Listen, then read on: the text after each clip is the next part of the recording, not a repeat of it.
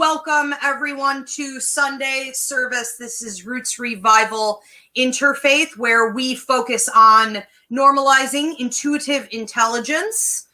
We look at intuition, astrology, numerology, and how these three universal truths can help people to better develop their character, to increase their prosperity, to heal their lives, and to go out there and heal other people. So we hope you enjoy our service tonight. If you want to check out some of our past services, you can do so on YouTube at Ask Ivy or anywhere there's a podcast. Okay, again, this is Roots Revival Interfaith. Now, this week, we are in part 2 of a 3-part series on shadow work. We're talking about what shadow work is, how you can use these tools, looking at, again, intuitive intelligence, astrology, numerology, the truths of the universe, to do shadow work for yourself and ultimately get out there and help others also come to a place of healing.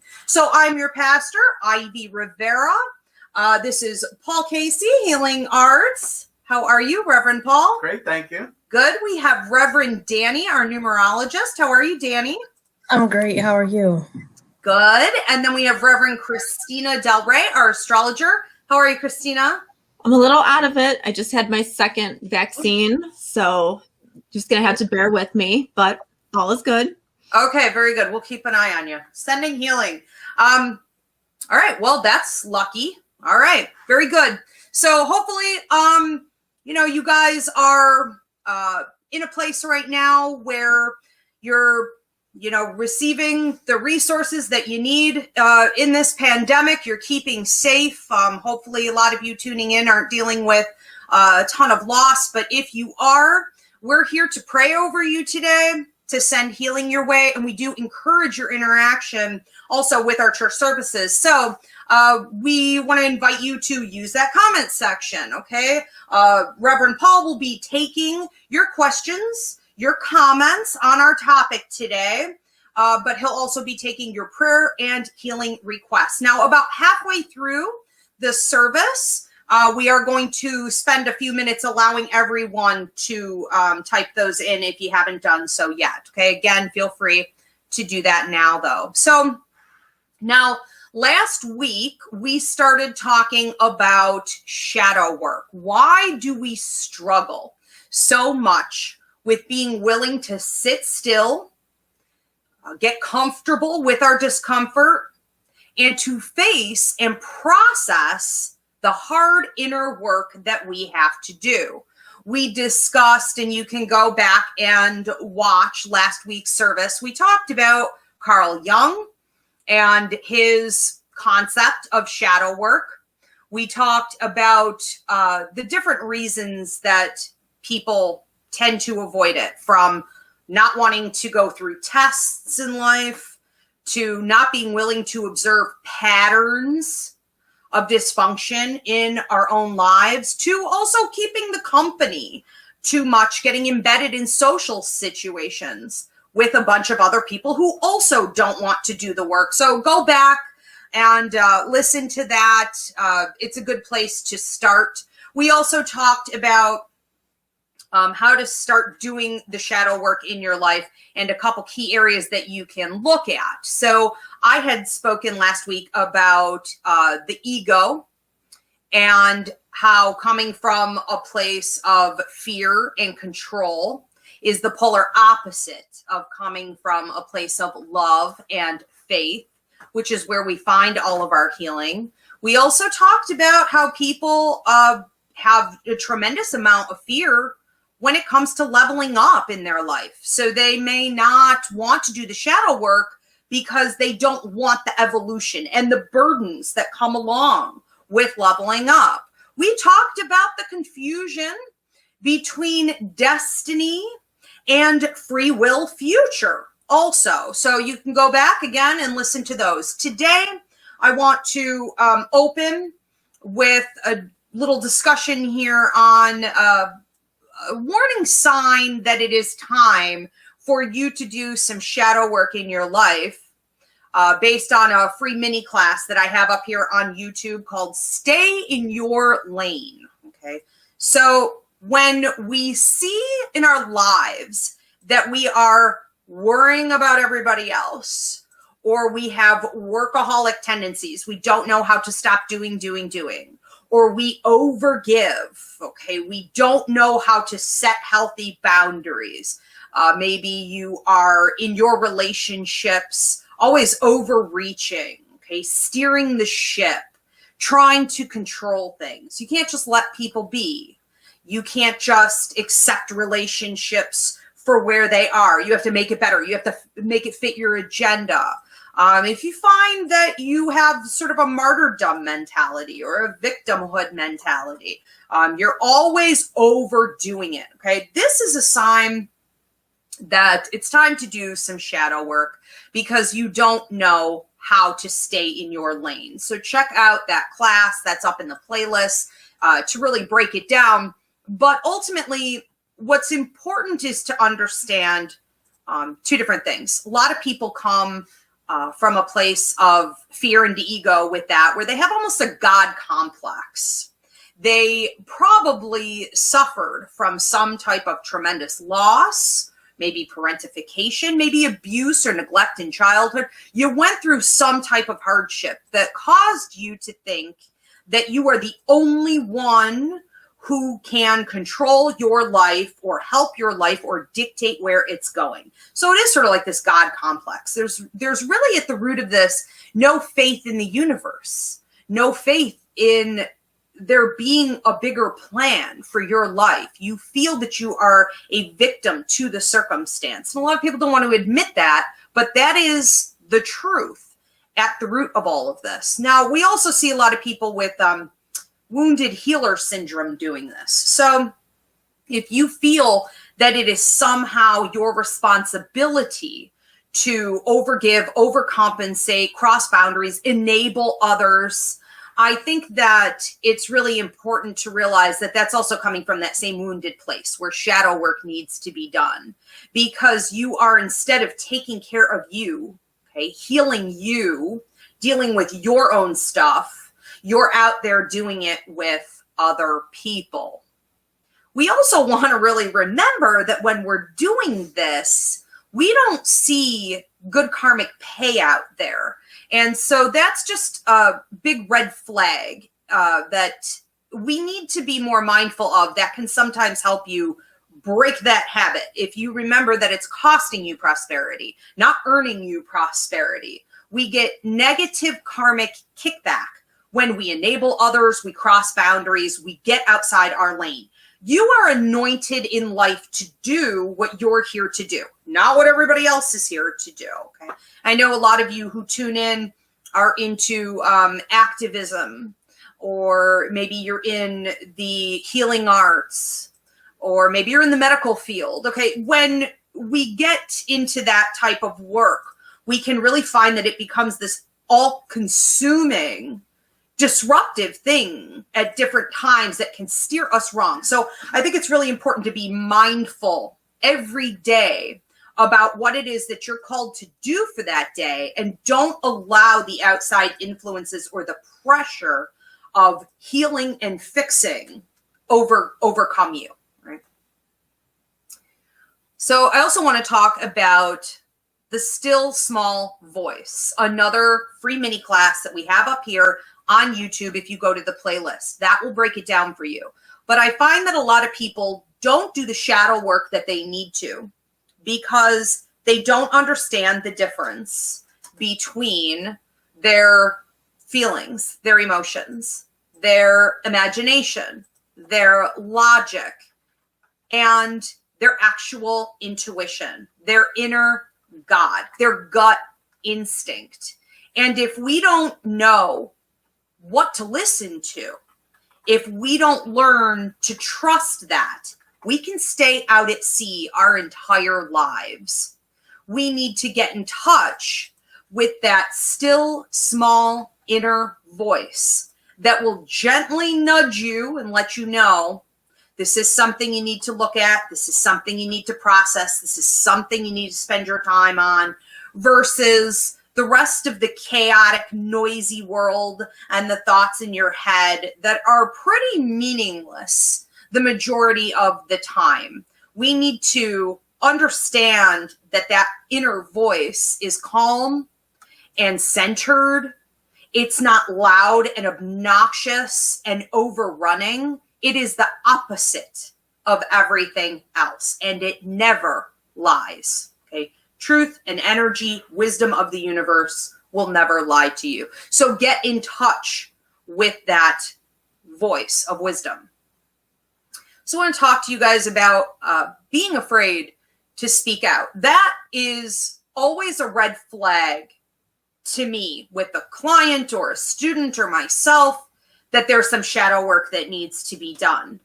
So if you have a closed throat chakra, if you find that maybe it's even manifested, so now you have like chronic allergies or swollen glands all the time or thyroid problems, okay? Really a closed throat chakra can go anywhere from the lungs on up, okay? So we're also talking sinus infections, all kinds of things.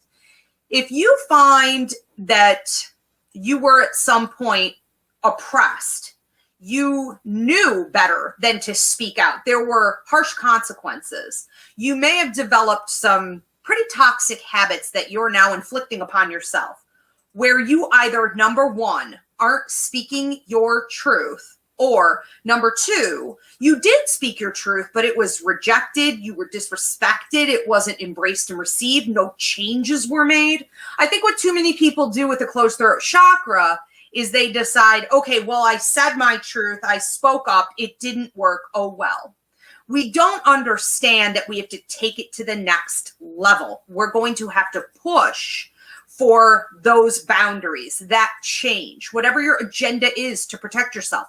And if you're not willing to do that, if you've become stagnant in the communication process, if you're afraid to speak out boldly for what you deserve, for what is rightfully yours, we need to do some shadow work in that area. So, we need to look at that. Now, the last one I'm going to mention, and then I do want to open this discussion up to the other reverends. And of course, you guys, if you are posting your questions and comments, we're going to be interacting with you in a moment here as well.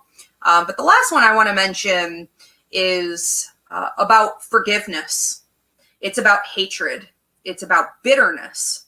It's this sort of childlike, animalistic, reactionary, out of control disposition that we see more and more commonly these days.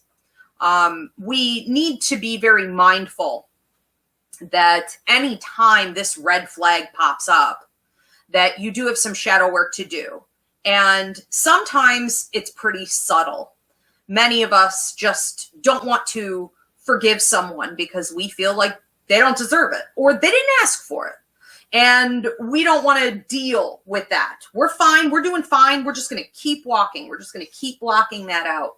We did a free mini class on this. Was it this past week? Yeah. What was it called? How to confront and forgive. Oh, so that's sort of a combination. It was called How to Confront and Forgive. Okay, so I think that would be worth checking out if you have this issue. We have another class up here called How to Hate Less and Forgive More. Now, this is always going to be about shadow work at the core because we have unresolved, hurt, painful feelings and issues at the hand of someone else. Yes, they are to blame. Maybe they don't want to apologize or take ownership for it, and you don't need them to do that in order for you to forgive. Forgiveness is not about going back and being a doormat and letting people walk all over you or putting yourself in jeopardy again. Many times we don't want to forgive because we're afraid if we do, it'll happen again. But that's not how this works. You aren't going to forget what happened to you. You're not going to have amnesia because you forgave. You are just going to be able to unburden yourself and open your energy back up so that the blessings and the prosperity and everything you've karmically earned in the universe can come to you. But when you don't do that, you've created a block. I think of it like a brick wall. and all of your blessings are on the other side. And you can't have them until you do this. Now, why did the universe set it up this way? It seems almost cruel, right? It's expecting too much of us. Well, I think it helps us with our growth and development in shadow work. We aren't here on Earth to be comfortable. Everything isn't, rainbows and butterflies and happy times. There's a lot of pain, and unfortunately, the Earth being the classroom that it is, it's sort of a battleground, a war zone. A lot of our growth and learning and strength and wisdom and healing and power comes from that pain. For you to ignore it and pretend that it isn't there, put the power on the head of whoever hurt you, is disempowering your own self. It's cheating your own self. So we have to look anywhere we may have this bitterness, unforgiveness, resentment, and it could be anywhere. It could be from the cashier at the grocery store earlier that day to the lady breathing on you, at the gas station who wouldn't put her mask on, to, an ex who hurt you, to your parents. It could be anywhere. It tends to hide. And I would say that if there was one lesson that I could say to everybody that I hope they remember the most in life, is that when we hold on to that, we cheat ourselves from what we could become and what we could have. And the payout is pretty instantaneous. Okay, so it's also worth doing it because it moves quickly in the energy flow.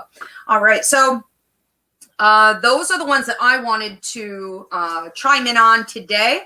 I want to open this up to you guys in discussion now. So I don't know who wants to go first.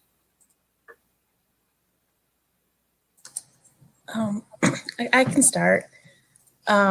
So when you were speaking about shadow work a couple of minutes ago, there was something that that kind of came up, and that was there even a little bit earlier today, but really was reiterated, and it was leaning into the brokenness. Because there are moments where we are broken. And something that was reflecting on a little bit earlier was that it's broken does not mean bad. Broken does not mean disposable. It doesn't mean throwing it away. It just means recognizing that some pieces of us might be a little bit splintered, or even broken is probably the best way to even think about it. But there's this Ernest Hemingway quote where it says, like, we are all broken, and that is how the light gets in. And I remember, like, on my own, still on the journey, but I remember it distinctly, like this moment where it was, I know I kind of alluded to it last week a little bit, but this journey of like this kind of sitting out time where God really was intentional about me focusing all of my attention on God, almost like a reset. And I literally at moments felt, by leaning into the brokenness, it allowed for light to come in. Literally, it allowed for the light to, and it's almost kind of like a cleansing when that happens.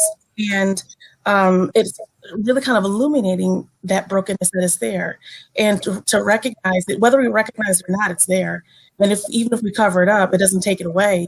It just means that we're allowing for some cleansing light to come in and allow for us to get to that next level. Without recognizing what is there, it is literally impossible for us to be able to heal it. And it's like when that light comes in, it's kind of like when I think about mediumship, where I know that you mentioned in our training, you describe how when one ancestor recognizes that we are willing and able to be a conduit or like a vessel, then it's like they bring their friends with them. And I kind of like see shadow work is the same way. Like when that light comes in, and when one ancestor is able to come in and help heal, then it's like, oh, okay, they want us. She wants us. Let me come in. But so others will come in as well. And it's just this beautiful experience that you don't quite realize how beautiful it's going to be until we get into it. And that's part of the faith I feel like that you were speaking about as well before, because It's like having faith that, okay, I'm being told to do this. I don't know what's coming. This feels scary, but they won't show you necessarily how beautiful it's going to be because we have faith. We have to have faith to even start it in the first place. And so that's the brokenness is not only is it temporary, but it is not nearly as be all and end all as it might feel and seem at moments. It's that fight. It's like a tug of war. And if it's, at some point, if some people might call it hitting rock bottom, but you let go. And when you let go, you can see that light in spaces you didn't know it was there before. The red lights turn green, and little things can make you happy. And there's a sense of peace. And like you said, the ancestors, the guides, they can start to work with you. Now you're willing to work with the universe. But as long as you're fighting it and blocking it out, it's like that constant tug of war, and we get nowhere. Yeah. I love that. There is so much healing in that brokenness. Excellent. Are you okay for me? Oh, yeah. Go ahead. You guys just jump in. Yeah. Awesome. Thank you.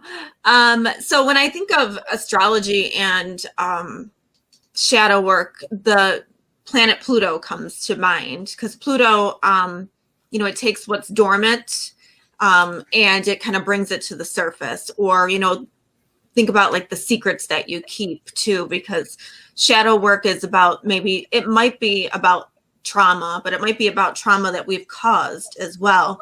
So it's like a lot of times it's those things that we don't like to look at about ourselves that we say, oh, we're better than that person because we didn't make those choices. But when Pluto comes around, it kind of makes you see that you're really not, that you are like 2 choices away from another person's life. And it's very sobering. So, we all will go through some kind of Pluto transit in our lives that'll be changing and will bring through the shadow work. But I love what Danny said about, the crack and the light coming in, because one thing that I have really learned, I've been studying a lot lately, is that if you struggle against the moment, like you were just saying, fighting, that's, we're not leaning into the pain, we're struggling against the moment. And that means we're fighting the universe. So if something is happening to you, you have to say, okay. And that is really difficult to do, because what do we do when we see pain? We run the other way. And we can't do that. It's really hard too, because you have to say, this is the way it is at this moment. We have to accept it. And then once we accept it, we can start making steps to heal it or to do something about it. But if we're fighting against it, it's just going to get more difficult. And like, you can only run so much. It's going to catch you. And, and Saturn is karma. So when we had, last year in 2020, when we had Pluto and Saturn coming together in the sky, that was collective shadow work, and our collective karma, because, we were not recognizing how this country has treated, people of color, and we were not recognizing the pain, the trauma, the shadow work that we have to do as a nation. So, if you are, if you are in this, like what you were saying, Ivy, about, we think everything's supposed to be great. Like we have this American dream in our head. We're supposed to have the 2.5 children and the picket fence, and it's just supposed to be that way. But that is just the dream. That's Neptune. That is the dream. That is not the reality. Saturn is the reality. So, if we think that, oh, well, life is supposed to be easy, why isn't it easy? Then we're going to be like, well, that's not what you came to Earth for, because then we would be stuck in ego. Well, everything goes great for me. It's wonderful. But like Danny said, when the pain comes, it's like there's an opening for you to realize that you're not just ego, that you are actually of spirit as well. And, when we also too, another thing with shadow work too, is that people like to identify with things that have been done to them, or, you know, if they have been victimized. The pain body, they like to identify with the pain body. They like to say, well, you know, I was abused, you know, and if they don't have that abuse, all of a sudden they don't know who they are. You know what I mean? Like if they get rid of it, they don't know who they are. So we're identifying with pain, and it's become who we are. And our, like you said about the mind, keep going and going and going. And the mind loops, you know, it loops negativity and it feeds on negativity. So a part of shadow work, a big part of shadow work is getting quiet and allowing in spirit and allowing in your guides. And just like Ivy was saying, to work with you. And I don't think I've ever felt that more intensely than I do right now. And it's true. You really don't, once you start trusting and doing the shadow work, you realize that, you know, you're a courageous person, because it takes a lot of courageousness to look at what you don't like about yourself, and what has happened to you and your pain. But there's room for the light to get in, and all of a sudden you're getting all these messages from spirit, and things are making more sense in life. You know, before you were like, no, that shouldn't be happening. But now you're like, okay, yes, this is happening. Now what can I do? So it's really, as you know, it's really a beautiful thing at the end. It just doesn't feel good. No, You know? but it is a sweet release. Because I don't think there's any denying in that moment when you're like, I'm letting go. Like, that's it. Or like you said, Pluto's going to take you down.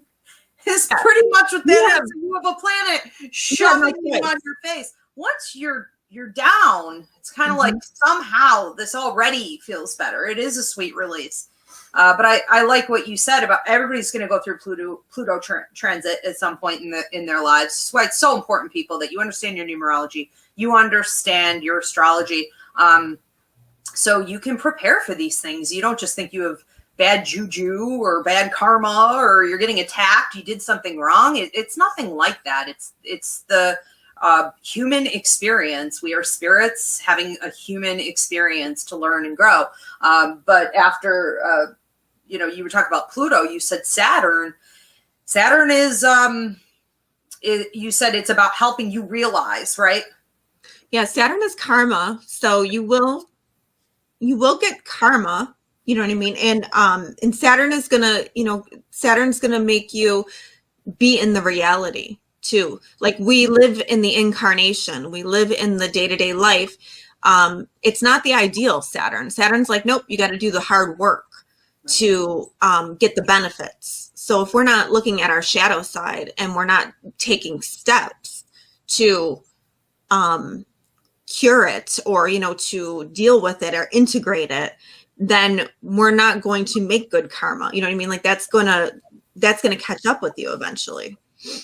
And I want to say that earlier when you said, we expect this happiness, we expect everything to be up, and it's, keep up with the Joneses, the white picket fence, how many kids, like, what are the standards and by what age, and all of this. And when that doesn't cut it, where do we look? I mean, we live in a world, not even just our society here in America. We live in a world that's polluted with that mentality, and we're not embracing things like turning toward our intuition, art, music, play, self-discovery. Those things are like a waste. It's either mocked or it's just sort of a waste of time. That's for just certain people. But this is where we figure out where our help is also, because you were never expected to come to Earth and handle the pain on your own. There are remedies out there. Paul, I know last week you were talking about paying attention to why you're drawn to certain types of music or movies. What is it that you're drawn to? How is that trying to help you with your shadow work in a more pleasant way? Yeah.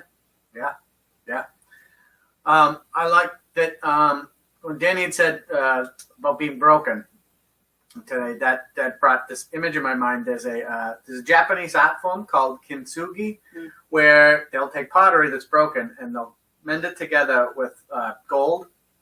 And that's, you know, in a sense that you kind of don't hide what happened to it. You know, it adds to the history of this piece.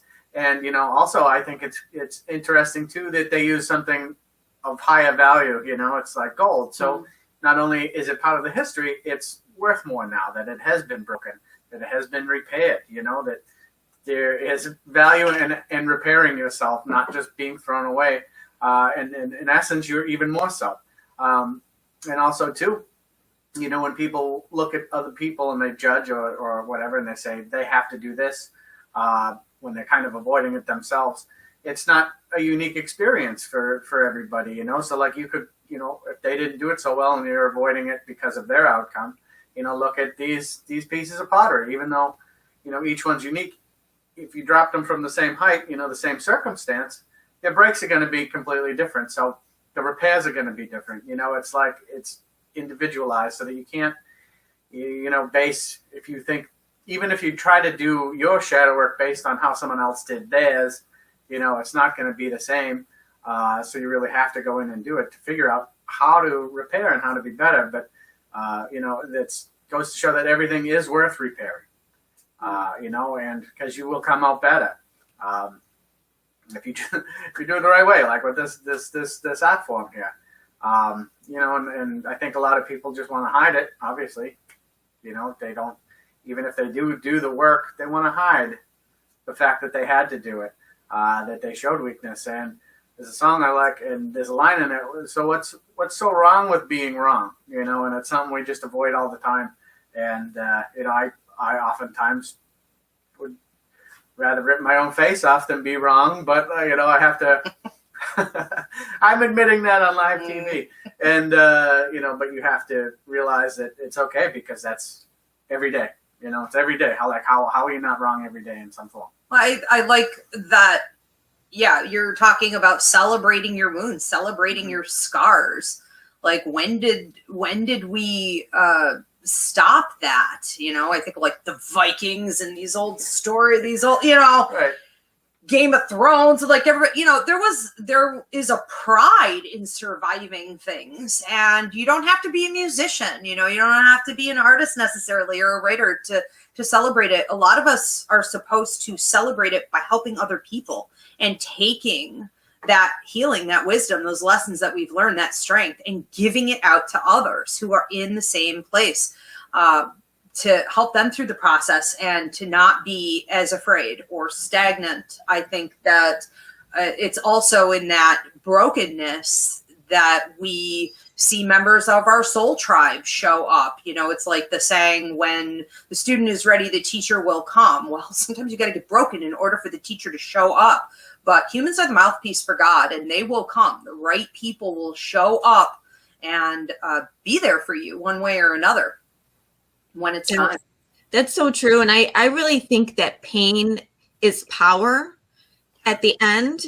And I also think it directs you to your life purpose. You know, it sometimes, you know, you're on a path and you may have served whatever karma you had on there. And then, you know, something very tragic might happen or some trauma might happen. And that puts you on a totally different life purpose journey. And had you not had that trauma or had you not had that happen, you would be in a completely different life. And maybe that wasn't your, you know, maybe you served your karma with that and now you have this to do. So you can't, you know, and that is so true when you say people show up. They do. They just do. And that's never really been more true. Now that, you know, I've been through a few things and I've seen a couple people go through things, and but you have to be in that broken place, you know, in order for that to show up. So it's so interesting. And we have to remember that they show up through YouTube or podcasts or, you know, sometimes it is strangers on the street or a new friend, a new coworker, or just someone who posts something on social media that is so meaningful for you in that moment. It's all the same thing. You know, we have to stop expecting it to look a certain way. Next week, I'll touch a little bit on stop expecting to see it in your lovers. Okay. They're not here to do that for you. They're not here to do your shadow work for you. So we have to change and be more open. This, when, during our conversation during our service about shadow work, and even when thinking back to last week, just because we have the ability to be able to persevere doesn't mean that we should. And it really kind of resonates, it feels like, especially with the numerology. Now, even though all of the numbers have their light and shadow aspects, for folks who's, like I know we've spoken in previous sermons about services about the life path number, the path that we walk, the expression number, who we are in our totality, and our heart's desire number, who we are at our core. And with those specifically, those three numbers that are so powerful for us, for anyone who whose numbers are 1 or 4 in any of those aspects, those are folks who, with number 1 being like in terms of leadership and self-reflection, number 4 being the person or having the willingness to do the hard work and to take the long way in order to do the hard work. For folks who are able to persist, and it's like there was this quote, this meme that had gone, it still may be circulating now, but it was like basically like she persisted, all right? The thing is, persistence can be such a powerful thing, but when it's time for us to take our break and recognize our brokenness and allow for the light to come in, that ability to persist can actually sometimes work against us, because it's like, you know what, I can handle it. I can handle things. I'm able to withstand periods of time that are not easy, especially for those of us who are light workers, who were born into this work and who were born into circumstances that forced us to develop this resilience and this ability to persist. Now that we have it, it can sometimes, we have to be mindful, especially if our numbers 1 or 4, if they are either life path, expression, or heart's desire numbers, it's just so critically important to make sure that the energy with those numbers don't prevent us from stopping and doing the work that we need to, and not to see it as defeat. Because I remember, so my life path number is 1. And I remember my, man, when they tell you to sit down, when the ancestors and our guides tell us to sit down, it is needed, and don't realize how valuable they are. But being a life path number 1, it's just like, okay, I'm going to figure this out. You know, the things might be difficult right now, but I'm going to make it right and make it good. And even for myself, just no matter what the circumstances are, I'm going to make sure that and they're just like, who cares? Like, go sit down and heal. They were like, and they could care less about what I thought were like the deliverables, and you know what I mean? Like, It's not for you. It's not your stuff. No, it's not all our stuff. I mean, half the time we think life is just such a horrible experience. It's because we're not setting proper boundaries with ourselves. Yeah. And especially for folks who I know we spoke, like, when our mini class on the marginalized, and how it's like when sometimes women and folks, LGBTQ, folks of color, when there is this expectation that we handle a lot and hold a lot at all times, and to not hold a lot and to not come through in these adverse circumstances is somehow making us less than. And it's just this need to wipe all of that away. And sometimes it literally takes for the ancestors and our guides and all who watch over us to say, sit down, like, like, we don't need your help. Like, you're not that helpful. You're not God. Yeah, it's not. And the Danny's referring to another free mini class that's up on the playlist called "Healing for the Minorities and the Marginalized." She and I did that one together, and we talked so much about that drive to handle things. And just because you can doesn't mean you should. And just because it crosses your path, it reminds me always of like, yes, you can't pour from an empty cup, but also like all that glitters is not gold. Everything that crosses your path or your to-do list, everything that comes across your desk, every invite is not for you to take. Every battle is not for you to fight. We have to and learn how to be balanced. But yeah, that starts with you. That starts with you as an individual. You know, until we learn that ourselves, we can't go out into the world and have a healthy balance with all that. And that's a lifelong battle sometimes. It is. And what's so wild is for folks who are used to persisting and it's their job to do it, the second we take the foot off of the gas and sit back, all of a sudden it's, oh, this is great. This is wonderful. This is so good. It's gonna go anyways. Right. You're really in the way. Yeah, it's amazing. I know earlier we were talking about, and then I do want to get to the question and comment section here, and we'll continue the discussion. We're going to get into prayers and healing here in a minute too, but we were talking about numbers showing up that may indicate that it's time to do some shadow work. Earlier we were talking about the number 5, or, you know, maybe the number 7 is about truths, you know, being revealed. And I remember going through a time where I was holding on so tight in life. I didn't want to let go of a situation because it was going to basically have a snowball effect where I was going to have change in all different areas of my life. And I was sitting in my car and I was fighting it and I was fighting it. And I was waiting for a friend of mine to come out of the restaurant, and the car shut down. Everything in the car shut down. And there was nothing wrong with my vehicle. And it was almost like it started up again, and the electrical system started to flash. Everything in the dashboard, everything on the radio, everything was 5s. And I knew the change is here. If I just let go and I do the shadow work and go through the process, everything was going to be fine. And it was a huge level up in my life, but I had to watch for those signs. That was support. Absolutely.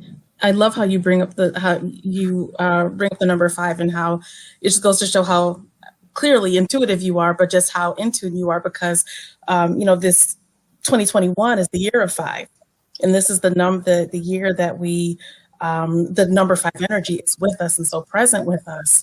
And I love how it's just like you were pushed to let go, because the number 5 represents freedom and liberation and literally the letting go.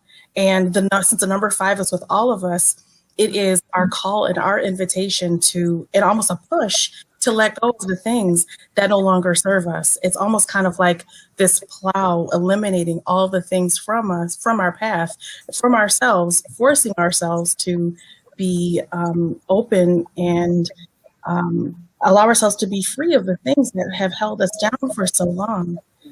And you can feel it. It's juicy out there. You can feel people going through it. You could feel that battle, though. Yeah.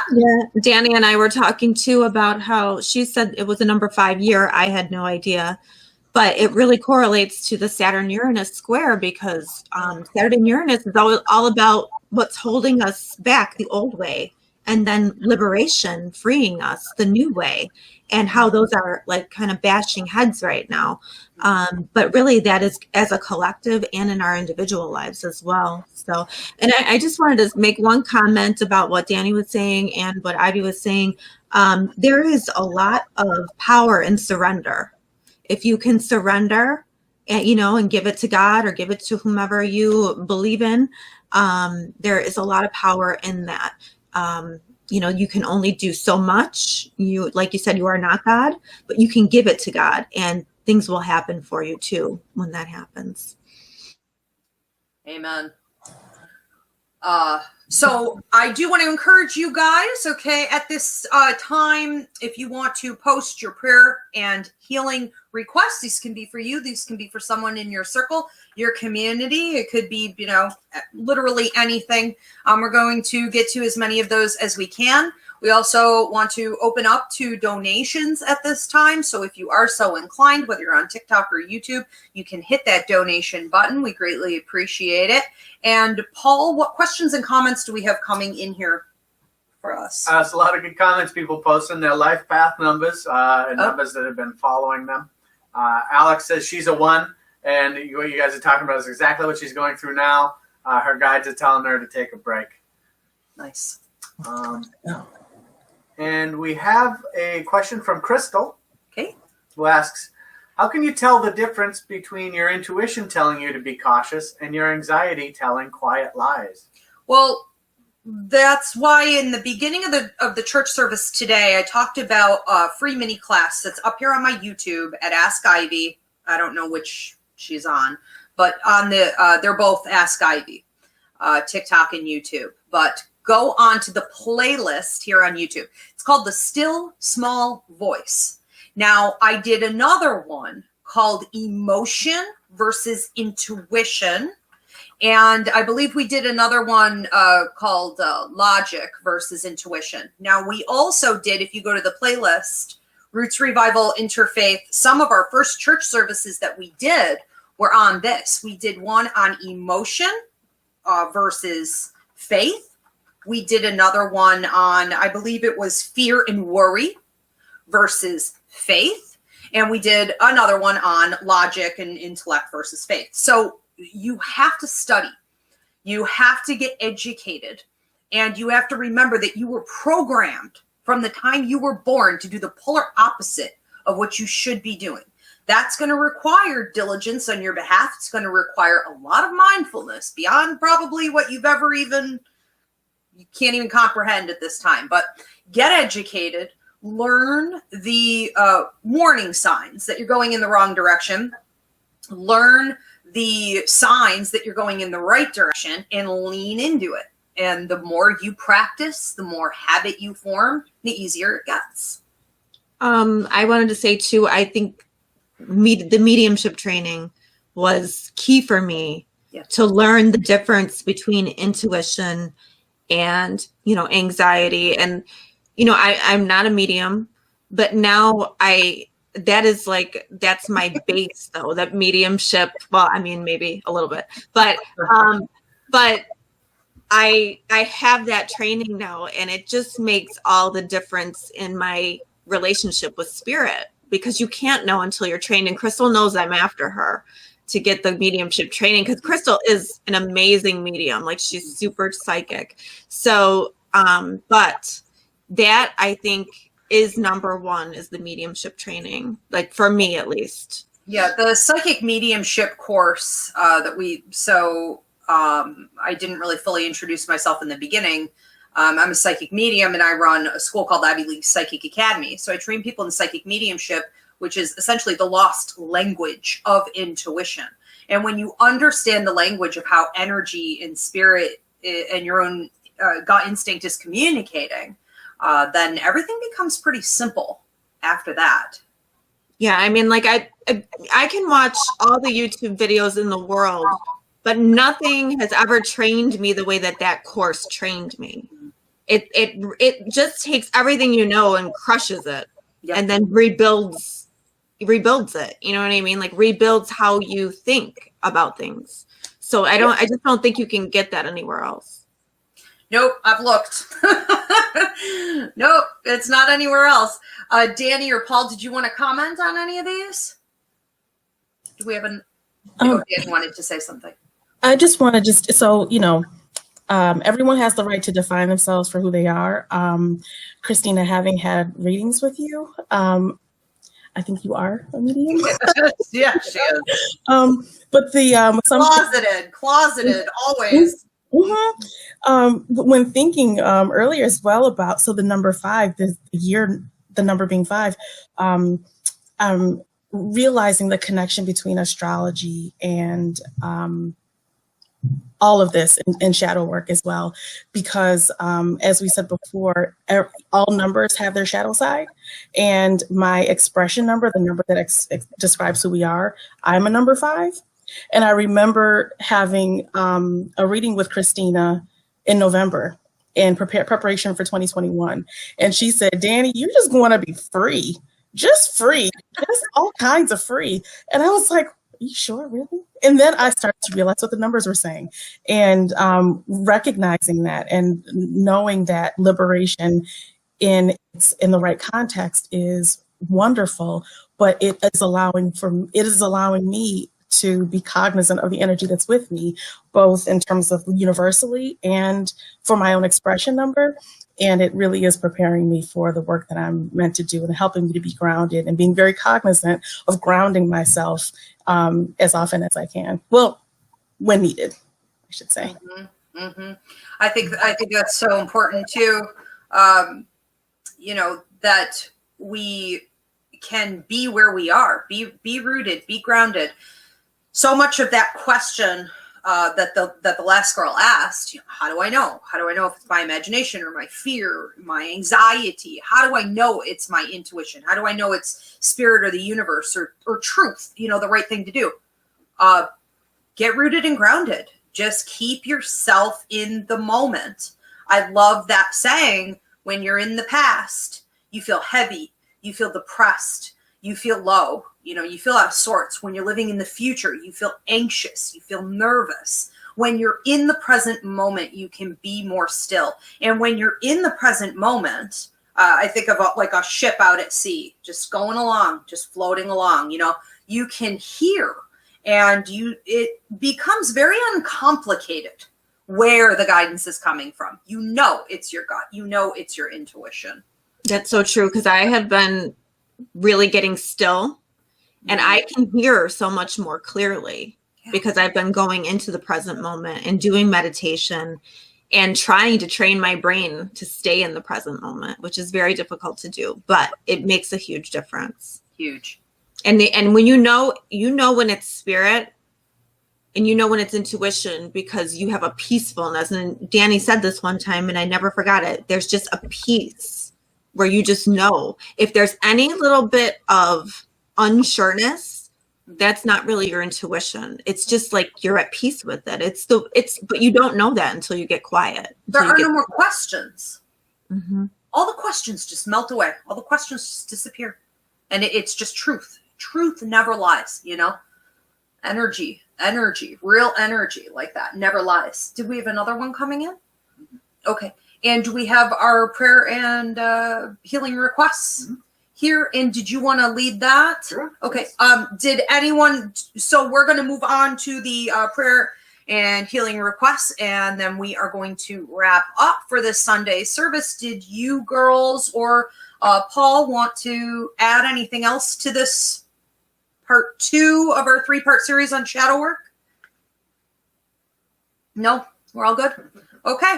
I am too. I'm looking forward to next week talking about a couple different key areas. I want to talk about the relationships, that you're choosing, especially with lovers or maybe like your children, when you're putting too much on other people, giving them too much responsibility to take care of your happiness, circumstances outside of you. We're going to talk a little bit about psychological projection and, a few other things like nightmares, anxiety attacks, things that might be showing up that can give you an inkling that it's time to do some shadow work. So we'll get into that. All right. So Paul, if you want to lead our prayer and healing, that would be awesome. Thank you so much. Okay. We went from Alex, who would like to ask for healing for her grandmother, who's diagnosed with breast cancer and has surgery next week. So let's lift this up for Alex, for her grandmother, the surgeons, everyone in the hospital, and all the family members. Let's claim this healing and safety and surety for Alex and family, especially the grandmother. Amen. Amen. This one is from Vanessa, who's looking for prayers for herself and her family. So let's lift up some prayers for Vanessa and her family for their health and safety. Claim those prayers. Okay. I just want to add, anyone who's dealing right now with the stress and anxiety from the pandemic, the damage that it's done, whether it be to your health or your family's health, if it's with your finances, your work, that constant threat a lot of people are dealing with the work instability, not knowing what's coming up around the corner. I just want to say a healing prayer over everyone dealing with any of the harsh negative effects of the pandemic, that you could find some peace and trust that the universe is going to help you to get through it if you are willing to work with the universe to do so. Don't fight it. Okay, but be willing to receive the help that you'll need, and trust that what you need will show up when you need it. Doesn't always come early, but it will come. Also like to ask for prayers for Diane, my godmother, who recently, within the past week, lost her dear friend and ex-husband, Charles, who recently died. Prayers for her and the family who have experienced multiple deaths in a short period of time. And also ask to lift up anyone who has experienced multiple losses, especially in a short period of time. Praying for their healing, praying that they are able to take the time and the space to grieve and heal, and to attend to the wounds that they need to in the time that they need to. So,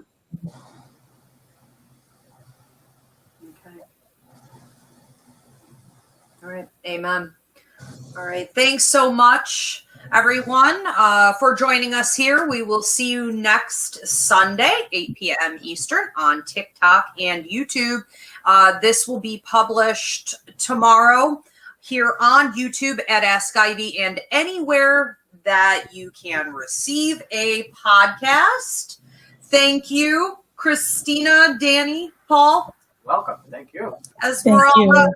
and Spirit. We'll see you guys next week.